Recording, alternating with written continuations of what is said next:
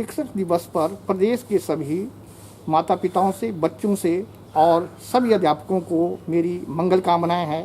परिस्थितियां थोड़ी अलग है, कोरोना का काल है जिसमें बच्चों की ऑनलाइन एजुकेशन हो रही है, तो सरकार ने जो सुविधा बच्चों को दी है उसका वो जल्दी से फ़ायदा उठाएं, अपने अध्यापकों से जुड़े रहें फ़ोन द्वारा, और जो उनकी क्लासें ली जा रही है ज़्यादा से ज़्यादा प्रश्न वो घर में सॉल्व करें और टीचरों को बताएं, क्योंकि टीचर कुछ जो है वो स्कूल में भी पहुंच रहे हैं।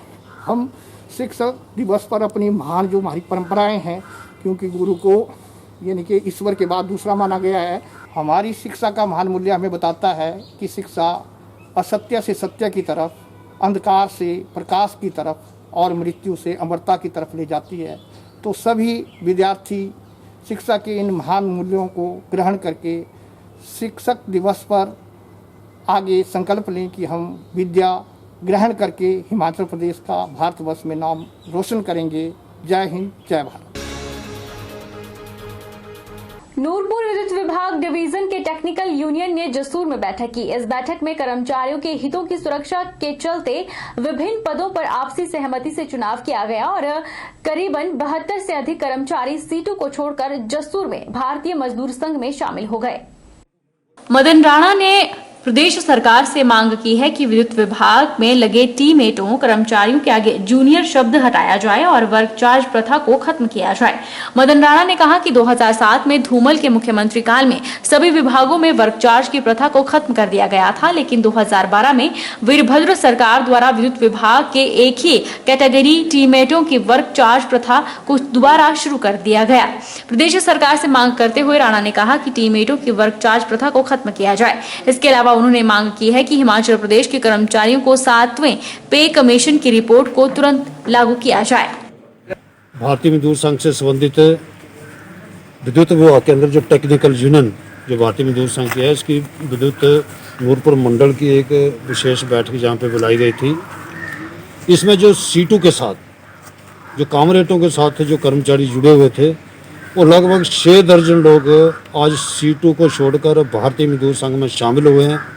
हम भारतीय मजदूर संघ की तरफ से हमारे टेक्निकल यूनियन के भी हमारे प्रदेश के सचिव आदरणीय राकेश जी, जिला कांगड़ा चंबा के प्रभारी हैं, टेक्निकल यूनियन के आदरणीय रंजीत जी, हम सारे लोग जो सीटों को छोड़कर आए हैं, हम इनका भारतीय मजदूर संघ में स्वागत करते हैं। आज जो बैठक हुई है वो मदन राणा जी के अध्यक्षता में हुई है।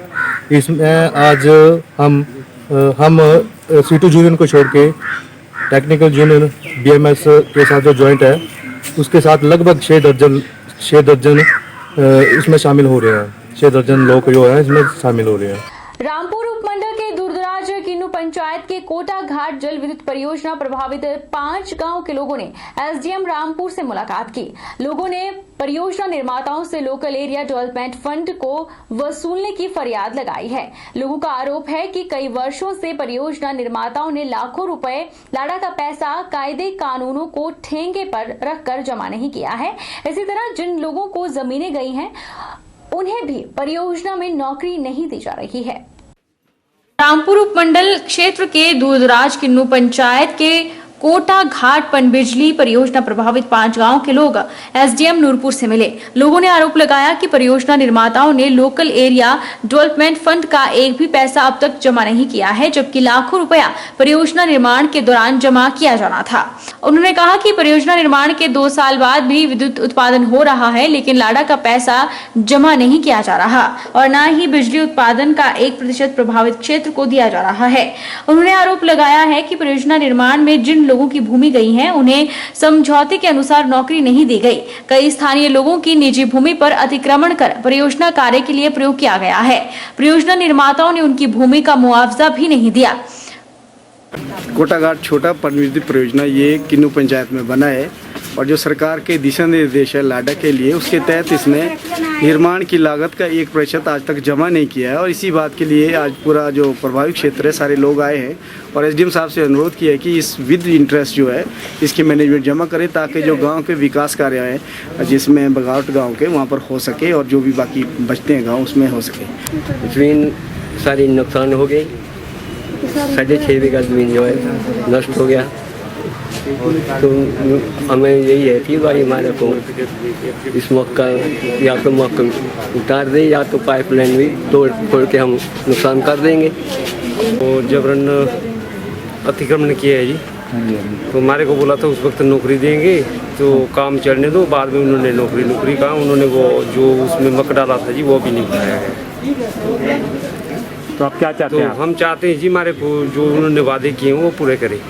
कुन्नू पंचायत के धोबाड़ी, झकधार, धार और उरकुडांडा गांव के लोगों ने एसडीएम के समक्ष अपनी समस्या रखी। इस दौरान एसडीएम रामपुर सुरेंद्र ने लोगों को बताया कि इस बारे में परियोजना निर्माता को निर्देश दिए गए हैं कि जल्द से जल्द धनराशि ब्याज समेत जमा कराई जाए ताकि क्षेत्र में होने वाले विकास कार्यों को समय पर अंजाम दिया जा सके। उसमें वो अपना दावा पेश नहीं कर पाए हैं, जो बिल वाउचर्स थे, पंचायत के रेजोल्यूशन थे, कुछ भी हमारे सामने पेश नहीं कर पाए हैं। तो हमने सब तथ्यों की छानबीन के बाद ही उनको ये आदेश दिए हैं कि इमीडिएटली जो रिमेनिंग अमाउंट है जो लाडा का इमीडिएटली जमा करवाएं और विद इंटरेस्ट उनको जमा करवाना होगा। इसके अलावा ये इनकी रोजगार को लेकर कुछ परियोजना द्वारा अवैध निर्माण किया गया है वहाँ पर, उसको लेकर भी इनकी समस्या आई थी। तो उसके बारे में हम जल्द ही हम परियोजना से बात करेंगे और इनकी समस्याओं को सुलझाने का पूरा प्रयास करेंगे। हिमाचल प्रदेश में स्कूली बच्चों के कंपार्टमेंट एसओएस और इम्प्रूवमेंट के एग्जाम आज से शुरू हुए हैं। महामारी के इस दौर में जिला बिलासपुर में भी सैकड़ों बच्चों ने परीक्षा में भाग लिया। पेपरों के दौरान जहां पर स्कूलों की परीक्षा केंद्रों को सैनिटाइज किया गया था, वहीं पर परीक्षा के दौरान सोशल डिस्टेंसिंग का भी पूरा ध्यान रखा गया। परीक्षा केंद्रों में अध्यापकों द्वारा बच्चों को सूचित किया गया कि वह मास्क लगाकर परीक्षा केंद्र में प्रवेश करें और सोशल डिस्टेंसिंग का ध्यान रखें। परीक्षा केंद्र में 1 घंटा पहले पहुंचे ताकि सभी छात्र छात्राओं की थर्मल स्क्रीनिंग की जा सके।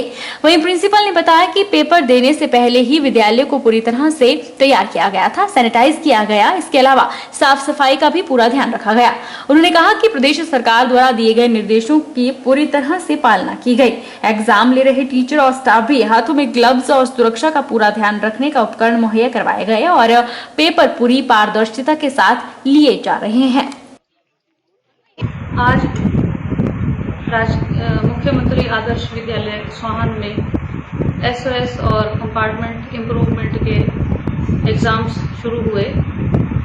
इसमें जमा 2 कक्षा के 117 विद्यार्थियों ने और 10th कक्षा के 76 विद्यार्थियों ने और कुल मिलाकर के 193 बच्चों ने आज जो है वो परीक्षा दी। इस परीक्षा के लिए हमने विद्यालय को पहले से ही तैयार कर लिया था। इसके लिए हमने प्रॉपर सैनिटाइजेशन जो है वो स्कूल की है और जब बच्चे एग्ज़ाम देने के लिए गए तो उनकी थर्मल स्कैनिंग और उनकी जो हैंड वॉश है वो करवाया गया। हम आज एसएस के पेपर देने गए थे स्वानी। आज मेरा +2 का पेपर था और हमें हाथ धुलवाए गए हमारे हाथ सैनिटाइज किए गए और फिर उसके बाद हमारा मास्क लगवाया गया मुंह पे और फिर हमारे को अंदर बिठाया गया और भी सोशल डिस्टेंस में। नालागढ़ में सोमवार को जग सेवा ऑर्गेनाइजेशन और पंजहेरा के प्रधान ग्रामीणों ने अपने क्षेत्र के उप तहसील कार्यालय के तहसीलदार तुलसीदास के खिलाफ अपनी लिखित शिकायतें और ज्ञापन नालागढ़ के एसडीएम को सौंपा। लोगों का कहना है कि तहसीलदार द्वारा उन्हें बिना वजह से परेशान किया जा रहा है।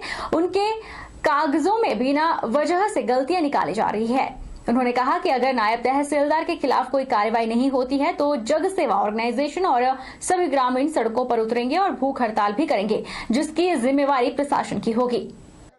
जो आ रही कंप्लेंटें थी मेरे पास फोन रिकॉर्ड में है। लोग डरते हैं कंप्लेंट करने के लिए कि हमसे पैसे लिए हमारा इंतकाल नहीं चढ़ा रहा, किसी से 1000 लिया जा रहा है, किसी से 1500 लिया जा रहा है। मेरे पास ऑन रिकॉर्ड है। इवन की मेरे पास पटवारी का भी एक मेरे पास ऑडियो है। उसमें इन्होंने कहा है कि आपके 9 इंतकाल हो चुके हैं, 4500 रुपया आपका बन चुका है, 500 रुपया पर इंतकाल मैं आपसे लूंगा। तो पटवारी ने ये कहा कि हमारा लोकल एरिया है, हम पैसा नहीं ले सकते जी, ना हम लेते हैं। तो पटवारियों को भी डांट पड़ती है। तो इसका प्रूफ लेने के लिए बड़ा मुश्किल होता है। लोकल लोगों को अगर हम 1000 रुपया की अगर ट्रैप करते हैं वो गलत बात होती है। लेकिन हमारे लोग बहुत ही शरीफ लोग हैं, नालागढ़ पंजहेरा एरिया के, उनकी शराफत का फायदा लिया जा रहा है। बड़े दुखी होकर आज एसडीएम साहब के पास आए हैं। हमारी जो पंचायत में सब तहसील 1917 में 2017 में खुली थी, हमें बड़ी खुशी होती है कि हमारे चंगर क्षेत्र में सब तहसील खुल गई है, पर हमारी सब तहसील में ऐसा बुरा हाल है जी, लोगों के काम नहीं हो रहे। लोग बहुत परेशान है जी, कोई ना कोई उनके ऊपर ऑब्जेक्शन लग रहा है, कभी पैसे की मांग कर रही है, कभी किसी चीज़ की मांग हो रही है। और पंचायतों के प्रधान भी हमें फ़ोन करते, प्रधान जी हमारी पंचायत का काम है, आप देख लेना, आपकी पंचायत में तहसील है, काम करा देना। पर वहाँ पर कोई काम, बहुत तंग कर रहे हैं लोगों को, बहुत लोग परेशान है। ये सब गलत है, कैसे नियमानुसार कार्य हो रहे हैं और समय पर कार्य हो रहे हैं। ये मुझे बदनाम करने की साजिश की जा रही है। कुछ शरारती तत्व गलत काम कराना चाहते हैं और इस वजह से क्या नाम मुझे जो है ना क्या बदनाम कर रहे हैं। अब हम जो तस्दीक कर रहे हैं, मौके पर तस्दीक कर रहे हैं, उससे कोई भी फीस जो है ना, किसी से भी कोई फीस जो है ना क्या नाम नहीं ली जा रही है। के पास रिकॉर्डिंग होगी, लेकिन हम मेरी कोई रिकॉर्डिंग नहीं है, मेरी कोई रिकॉर्डिंग नहीं, ना मैंने किसी से पैसे लिए, ना मैंने किसी को पैसे के लिए बोला है, ना मैं पैसे लेता हूँ। वक्त चला है छोटे से ब्रेक का। ब्रेक इस बार फौरन लौटेंगे, आप बने रहिए हमारे साथ।